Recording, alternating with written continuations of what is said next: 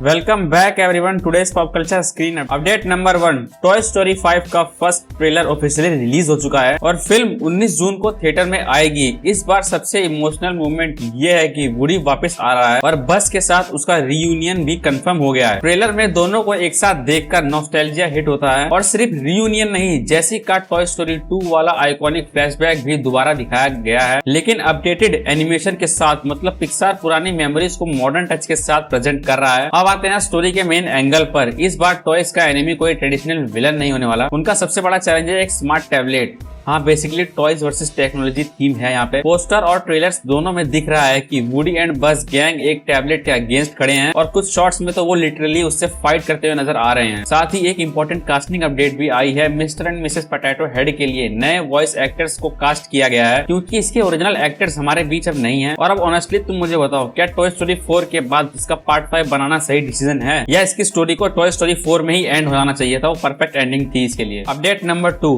IMDb पर एक episode ऐसा था जो लगभग 13 साल तक परफेक्ट 10 on 10 पर बैठा था। ब्रेकिंग बैड का ओzymandias एपिसोड टीवी हिस्ट्री में ये ऑलमोस्ट अनटचेबल स्कोर माना जाता है, लेकिन रिसेंटली एक इंटरेस्टिंग चीज हुई है। नाइट ऑफ 7 किंगडम सीजन 1 के एपिसोड 5 ने भी 9.8 से 10 की रेंज को टच किया है और पहली बार लगा कि कोई एपिसोड ओzymandias के हिस्टोरिक रिकॉर्ड को चैलेंज कर सकता है। और यहीं से सिचुएशन थोड़ी हेटेड हो गई। फैन डिस्कशन के अकॉर्डिंग बीबी सपोर्टर ने हैवी लो रेटिंग देनी शुरू की ताकि ओzymandias का 10 on 10 क्राउन सेफ रहे। फिर नेचुरली काउंटर रिएक्शन भी आया। नाइट ऑफ 7 किंगडम्स के फैन ने भी रिस्पांस रेटिंग देना शुरू किया। रिजल्ट ये हुआ कि ओzymandias 10 से 9.9 पर आ गया, इवन और नीचे चला गया था। एंड नाइट ऑफ 7 किंगडम के एपिसोड 5 की भी रेटिंग फ्लक्चुएट होने लगी थी। एंड अभी जब मैं वीडियो बना रहा हूँ तो नाइट ऑफ 7 किंगडम के एपिसोड 5 की रेटिंग है 9.5 की एंड ब्रेकिंग बैड के एपिसोड की भी रेटिंग 9.5 ही है। मतलब ये सिर्फ कोई रेटिंग चेंज नहीं था, ये गोट एपिसोड्स को लेकर फैन वॉर बन चुकी थी। अब थोड़ा बिगर पिक्चर देखो। A night of 7 kingdoms US में नियरली 13 मिलियन व्यूज पर एपिसोड एवरेज कर रहा था एंड एपिसोड 5 ने फर्स्ट 3 डेज के अंदर 9.2 मिलियन व्यूज हिट कर लिए थे। एंड इसी के साथ इसके सीजन 2 की ऑफिशियल कंफर्मेशन भी आ चुकी है और इसके अंदर भी हमको 6 एपिसोड देखने को मिलेंगे, जो कि इसके शो रनर ने हमको कंफर्म किया है। एंड सीजन 1 का फाइनल सीन सीजन 2 में प्रॉपर्ली एड्रेस होगा। मतलब शो मोमेंटम पर है, सिर्फ हाइप पर नहीं। अब मेन पॉइंट की बात यह आती है कि क्या IMDb रेटिंग को प्रोटेक्ट करने के लिए मास वोटिंग सही है या फिर रिकॉर्ड्स नेचुरली चेंज होना चाहिए। Update number 3। House of dragon का सीजन 3 का फर्स्ट ऑफिशियल ट्रेलर भी रिलीज हो चुका है और सीजन जून में HBO पर आने वाला है। इस ट्रेलर का सबसे बड़ा हाईलाइट बैटल ऑफ गोलेट का फर्स्ट लुक। इस बैटल को वेस्टरस की हिस्ट्री का सबसे ब्लडी नोवल बैटल में से एक माना जाता है। ट्रेलर में क्लियरली दिख रहा है कि समुद्र में जलती हुई शिप्स ड्रैगन्स डायरेक्टली अटैक कर रहे हैं। मतलब स्केल काफी बड़ा होने वाला है। सिंपल वर्ड्स में सीजन 3 डायरेक्ट वॉर मोड में एंटर कर रहा है। और अब तुम मुझे बताओ, क्या ये सीरीज का बिगेस्ट एक्शन मोमेंट बन सकता है और क्या सीजन 3 अब तक सबसे ब्रूटल सीजन होगा? Update number 4। Peaky blinders movie का ट्रेलर फाइनली ड्रॉप हो चुका है एंड एटमॉस्फेयर बिल्कुल वही डार्क इंटेंस शेल्बी वाइब लेकर आया है। ट्रेलर में स्मोकी विजुअल,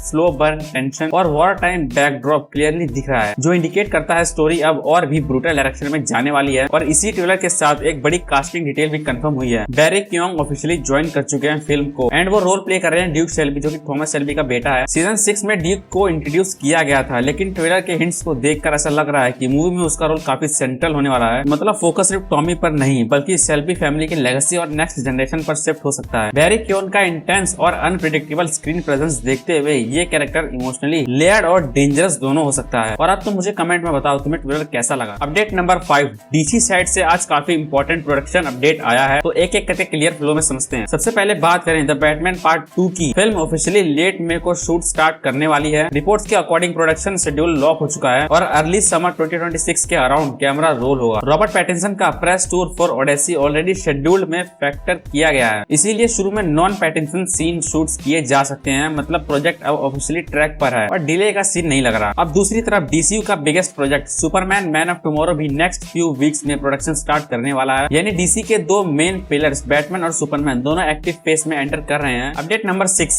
मार्वल साइड से कुछ फास्ट बट इंपॉर्टेंट अपडेट्स आई हैं। सबसे पहले स्पाइडरमैन ब्रांड न्यू डे और vision quest reportedly Avengers doomsday से लाइटली कनेक्टेड होंगे। मतलब ये प्रोजेक्ट स्टैंड अलोन फील नहीं देंगे, लेकिन बिगर MCU सेटअप के ग्राउंड वर्क भी करेंगे। अब स्पाइडरमैन वाली फिल्म से एक और इंटरेस्टिंग र्यूमर, शेडी सिंह का कैरेक्टर रिपोर्टली पनिशर से कनेक्टेड होगा और उसके पास माइंड कंट्रोल टाइप पावर भी हो सकती है। अगर ये ट्रू हुआ तो टॉम काफी डार्कर डायरेक्शन में जा सकता है। नेक्स्ट, एवेंजर्स सीक्रेट वॉर्स को 2 पार्ट्स में स्प्लिट करने का प्लान नहीं है। रीजन बताया जा रहा है कि मैसिव कास्ट, शेड्यूलिंग इशू और हैवी बजट फैक्टर और एक बड़ा development update. X Men movie reportedly इस साल यूके में फिल्मिंग स्टार्ट कर सकती है, यानी म्यूटेंट ऑफिशियली एमसीयू के एक्टिव फेज में एंटर करने वाले हैं। एंड सोनी साइड पर एक एनिमेटेड वेनम मूवी डेवलपमेंट में है और टॉम हार्डी रिपोर्टली किसी न किसी कैपेसिटी में इन्वॉल्व है। तो ओवरऑल मार्वल साइड से ग्राउंड वर्क क्लियरली चल रहा है। और अब तुम मुझे बताओ, तुम सबसे ज्यादा हाइप किस चीज के लिए हो, एक्समैन, सीक्रेट वॉर्स या brand new day? Update number 7, Minecraft fans के लिए एक इंटरेस्टिंग टीज आया है। अब माइनक्राफ्ट मूवी के प्रोड्यूसर